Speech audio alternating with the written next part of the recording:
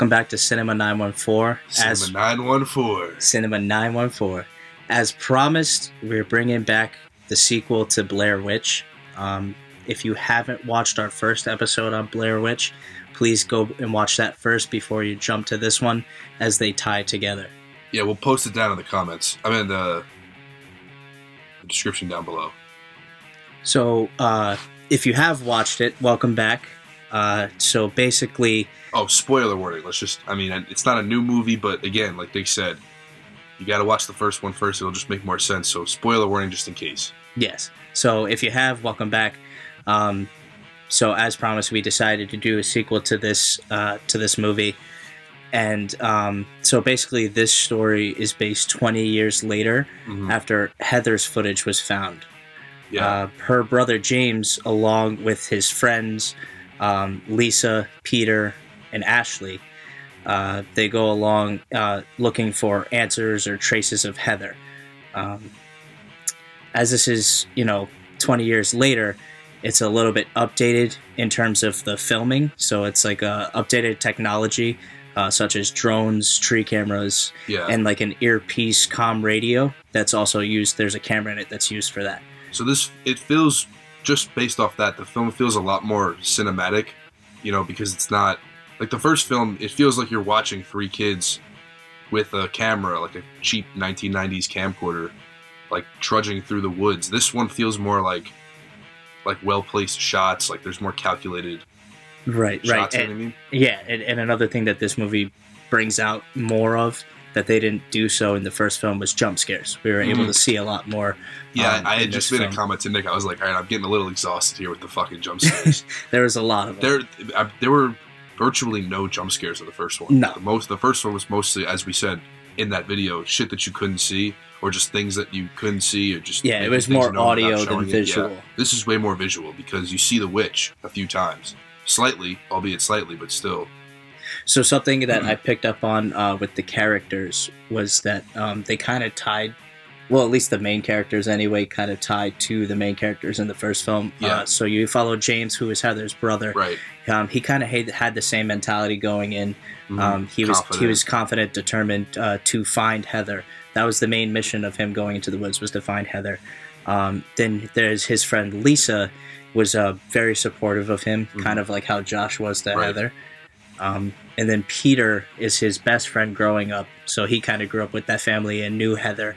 Yeah. But he was very skeptical about the whole situation, kind of like Mike was in the first film. And then Mike brings along his girlfriend Ashley, Peter brings along his girlfriend Ashley. Real quick, I feel like not that the actors did a poor job in this film, but I do feel like the way that like Heather and Josh and they all went insane in the first one, or not insane, but the way that their spirits kind of broke, I feel like that was a lot more believable with them. Like when Heather gives her confession, and in this movie when James was like, so sorry to Lisa, like I just feel like it was a little more believable in the first one, but I don't think it was bad in this one. But no, I just it's different. Yeah, it's definitely different. It's a different take on the whole story. There's also two new characters that they added. They're kind of like side characters, but they are in the film quite a bit. Was Lane and Talia. Those were the Burkittsville locals that actually posted the clip onto YouTube. That's how they found out, or think they found out, of the footage. Right. We'll get into that. So these characters were considered very like suspicious, and the main group didn't really trust them at all. Yeah. Especially a little later on in the movie when they start faking some stuff. But going into like the first day in the woods, Lane and Talia kind of helped bring back some of the history from the first film. Yeah.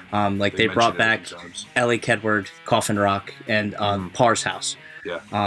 But they also bring in a new story about a woman seeing the witch come up through the creek and pull her daughter down, and that daughter was never seen again. That's a new legend that they told about the witch. Right. So throughout this film, we actually see some of because we talked about in the first episode that the witch had abilities. Yeah. So like obviously something that I brought from the first film was that she had ability to control the terrain of the woods, the layout of the woods, and the ability to change time. Yeah, prolong nights, hurry up days, which she does in this film. But some new info on the witch that we got about her supernatural abilities was that if you look directly at her, you die just from fright, from fear. It's like your mind can't comprehend. We also found out that the witch can only get you at night, which is why she prolongs the nights. That's interesting. And and another thing was, after watching the film, we found out that the witch has the ability to take on the voice of another person, specifically the people that are nearest and closest to the person that she's trying to get. She also has the ability to make those people that you're looking for appear. And we saw that in the film. Yeah. So basically, the witch was actually influenced throughout the entire film. Yeah. So like, the first sight of the witch's power was attacking Ashley, Peter's girlfriend. I think she put that glass in the creek that they were walking through when she stepped on it. So I'm not sure if it was glass or a rock or something, but it did attack Ashley's foot. She was going to get one of them, I think. It just got her. Yeah, so it actually cut Ashley's foot, and a parasite was able to go inside of her foot. Yeah, shit was nasty. And it was gross when you saw it. Yeah. But so basically, that kind of pain progressed. Her cut got infected. Yeah. And, she started, like, getting a fever, sweats. She was cold. Like, kind of like how when you get the flu. Yeah. She was kind of like that. So this actually starts the slow trickle of eliminating them one by one. Yeah. And you see that throughout the film. It's not kind of sporadic like it was in the first film. Exactly. This was, like, tactical one by one. Yeah, because there was like just hunting them. There was just so many characters in this film. Yeah, there was more death to see, I guess. Right. So you see it kind of like a tactical eliminating on one by one. Mm-hmm.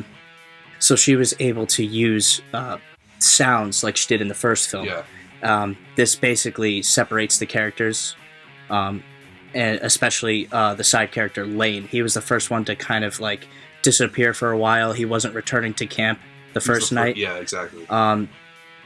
We see like how it was with Josh in the first film, separating that first person, kind of showed who was like the weakest out of the group, and so we saw that Lane was the weakest, and he was very easily vulnerable to control, right? And so that was kind of like how Josh was in the first movie. Yeah. Another thing that was pretty cool was that the witch brings back the figures. Like the twig figures from the first film, and even in like the first morning after that night, the first morning in the woods, we see the twigs appear. Yeah.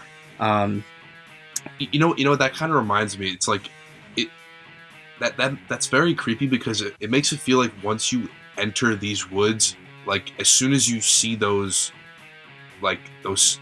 twigs, the figurines, it's like there's this impending storm that's like coming for you. It's like, right. It's not like you just walk into the woods and then come nightfall the first night, she's gonna jump out and attack you. It's more of like a slow burn. It's like, all right, now that you're in my woods, now I'm gonna start manipulating your reality. Now I'm gonna start fucking with your mind, and then it comes to like this epic conclusion when the house appears. Right. And that's when all the shit hits the fan. It's like the first. It's the first sign that like I'm coming. Like I'm coming for you. Yeah. I thought it was also kind of interesting that Lane and what was Talia? They knew about the Blair Witch. Like they were locals. Like why would they go out to the woods with them? You think they just did it for fame or something? So no, I think they are curious about it. Obviously, they posted the footage, found footage, to YouTube because they're interested in the fable. They're interested in the story, and I guess they wanted to kind of do their own research and do their own digging, but I think they were just too afraid to go by themselves. Yeah. So once this group comes along, they kind of felt like more confident in going. Now there's like 6 of us. Right. So now they probably thought there's some strength in numbers there. Which really didn't make a difference because the more people, that just meant the more shit we got to see. Right. Right. Which was very cool to see because like I said, we got to see a lot more in this film. But like kind of going back to how she controls the time in the woods. Yeah. We kind of saw that early on because characters mentioned how they like just woke up and it was already 2 p.m. that morning. And you see it again the second night when Lane and Talia come back, because Lane says he was like, when did we see you last? They're like, I don't know, a few hours ago. He's like, no, it's been like 6 days. Yeah, so yeah, that like perspective time dilation is really cool to see. Right. And she does it again for like the final time, the last night. She prolongs the night again, so because Lisa sets an alarm for like 7 a.m., but it's still dark out. Yeah, that's so like mind. Yeah. So like, obviously, the witch was able to make the group like lose track of time, but she also was able to tamper with their technology. So she was able to like destroy the drone by having it crash into the tree. She destroyed their GPS. It just could not pick up a signal. Yeah.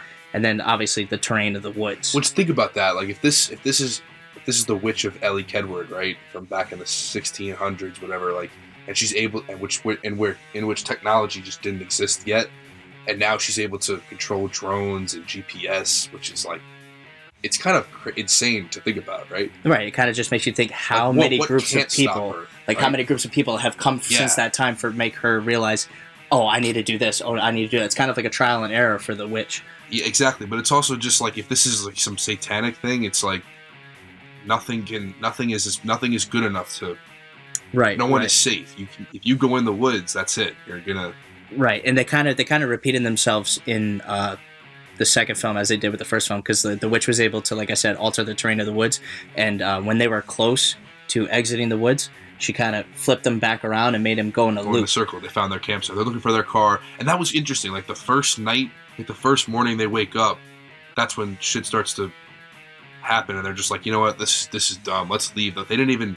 I remember in the first movie, they kept going. They were like, no, let's just keep going. This one, they were like, yeah, let's back up, and that didn't even matter because they were already in the witch's control, and they didn't really matter, even if they wanted to turn back around. Right. Which is creepy.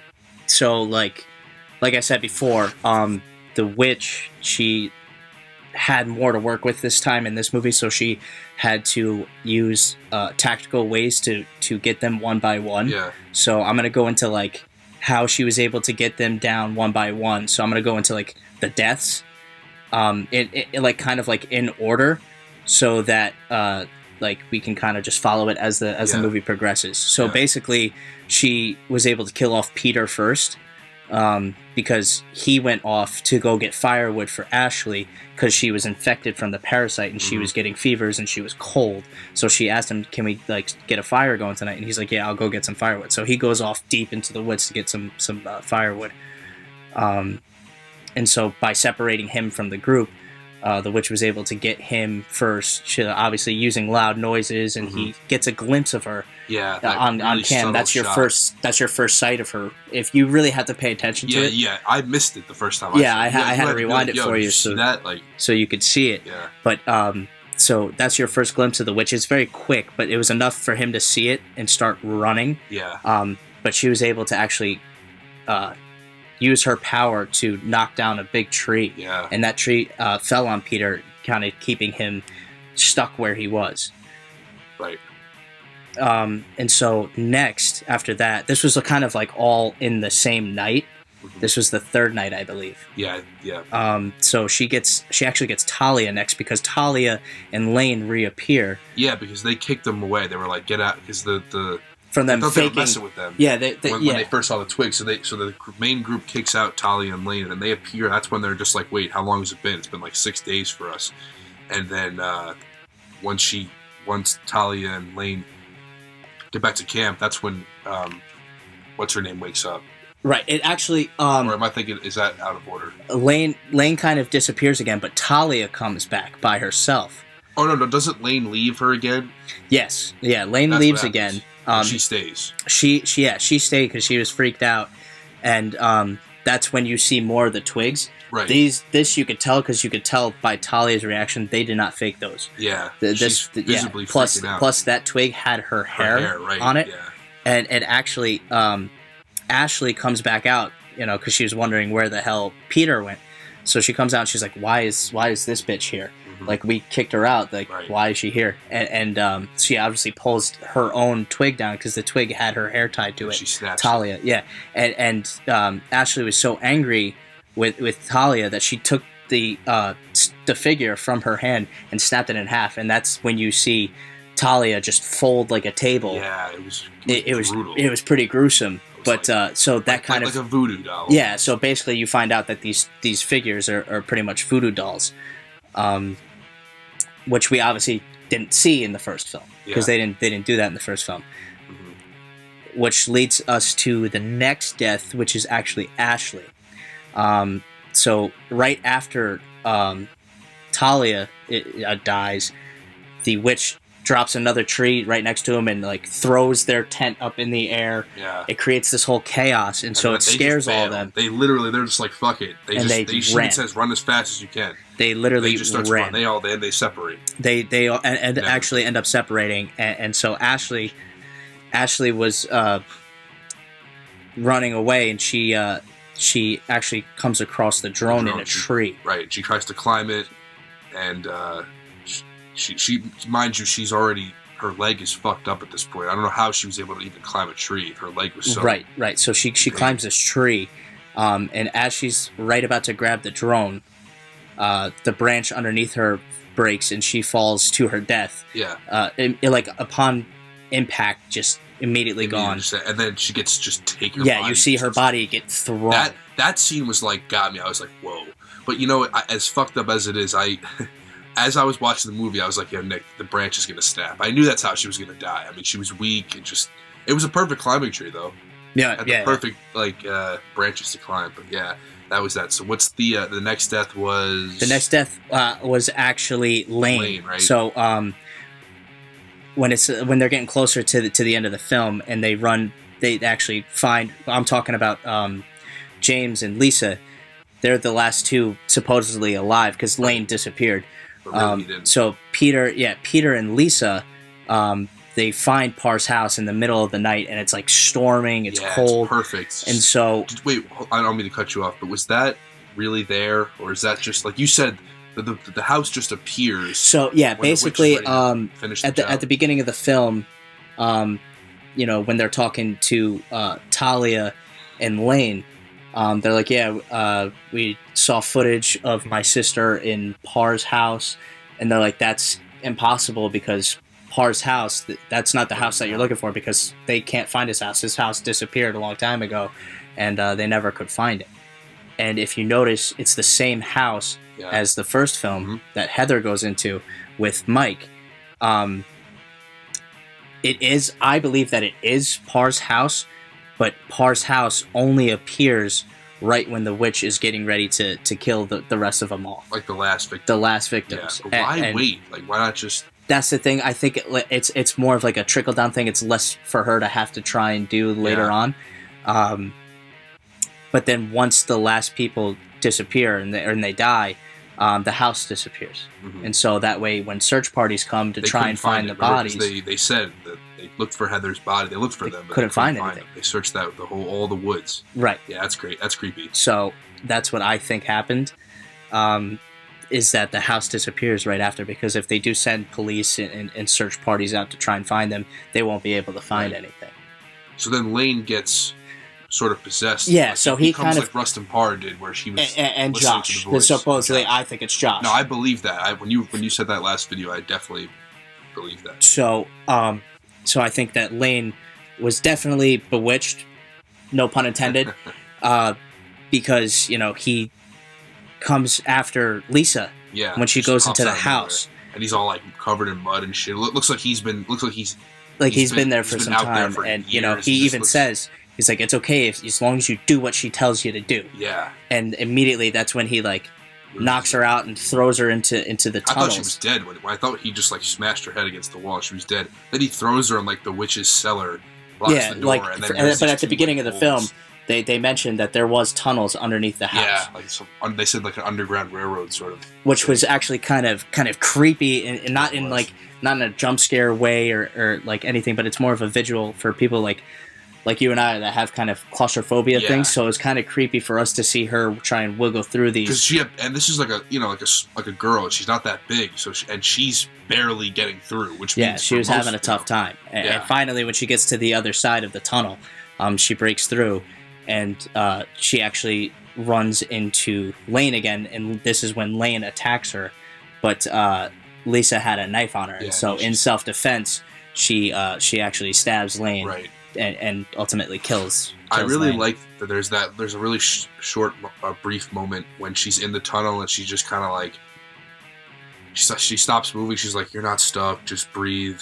You're good. Just keep going." Right, she kind takes of a like moment. it's a good representation of like when you're in a terrible situation. Right, the worst thing you can do is just keep panicking. But right before she breaks through to the other side of the tunnel, panic sets in again because she hears the witch behind her. You hear the screeching behind her. You hear these growls throughout the film before shit really hits the fan, and I'm like, is that the witch growling, or is that just like, because it could easily be like a bear or like a wolf or something. Like before they really show the signs of the witch being there, you might think it's an animal, but like, no, that's her just making these roars. It's fucking creepy. So she kills Lane in self-defense, and then immediately runs back up the house because the witch starts following her, and you do see the witch following her, which is creepy. That's the first. There was like a couple of shots where you see the witch. None of them overstayed their welcome, but that shot right at the end when you really see her like chasing it, she has these elongated limbs and everything, and which actually, confirms the legend that they told, earlier on in the movie about, even in our first episode when I was going over the lore and everything, how they hung her, and using those stones they were able to stretch her body, and that's how she died. And then you see her in this witch form, and she has these long limbs, and she's almost like a Slender Man kind of that Slender Man shit a couple years ago, kind of like that. Yeah, it's almost like that. She doesn't just like run like bipedal. She's like almost on all fours. Like it's kind of like a crawl, a grudge. Like the thing in the Grudge. It's really really creepy visually.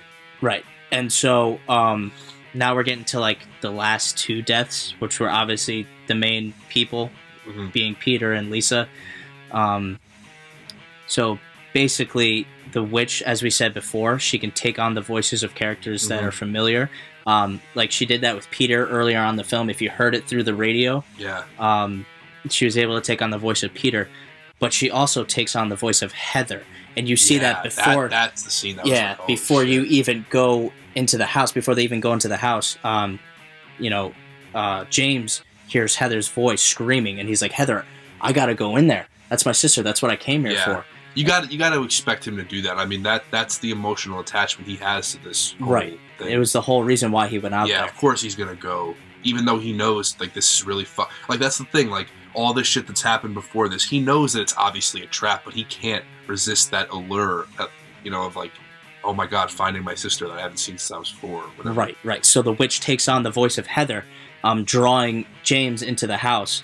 But later, when Lisa gets back into the house and she runs into James, they're together up in the attic, and she's obviously behind them. She's getting ready to come into the room. James grabs Lisa and goes, "Let's go to the corner. She can't hurt us if we're in the corner and if we're not looking at her." And so in that horrifying last moments, James is like apologizing. He's crying. He's saying, like, "I'm so sorry. This is all my fault."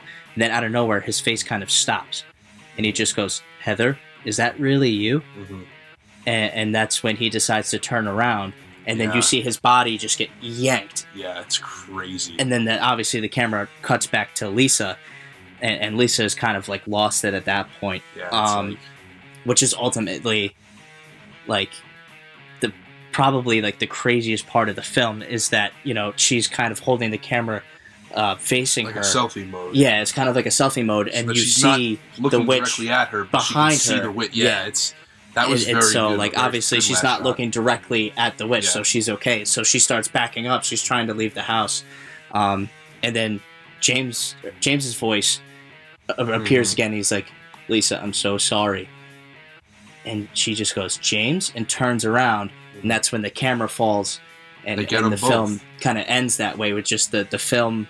The camera dropping, and then just like obviously the rain trickling through the house. Raw impact, same as last time. No sounds, no like anything in the background. Just that's it. Final shot, camera drops, silence. Right. So like it in this sequel, we see a lot more of the witch. Well, not just of the witch, we see a lot more. We see a lot more of the witch, and we see a lot more of what the witch can actually do. Yeah. Yeah, and I think part of the appeal of the first movie was that you really didn't see anything. We talked about how the budget kind of prohibited them from having any crazy effects, which was, again, I think a good thing in the end.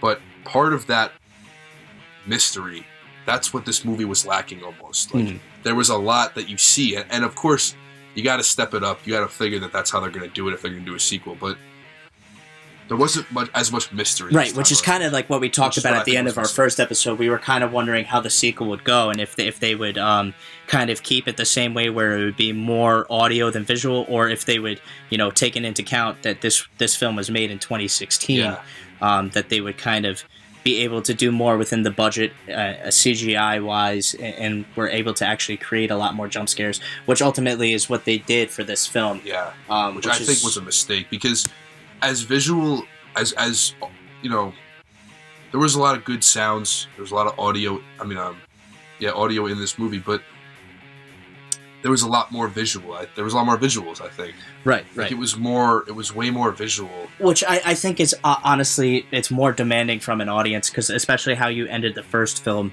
Like I said in our first episode, it leaves you wanting more. Yeah. And you want to see more. And so that's kind of like what they did in this film. They were trying to meet the demands of the audience while also staying true to what they... Yeah, and that's a hard balance, I think, to find, but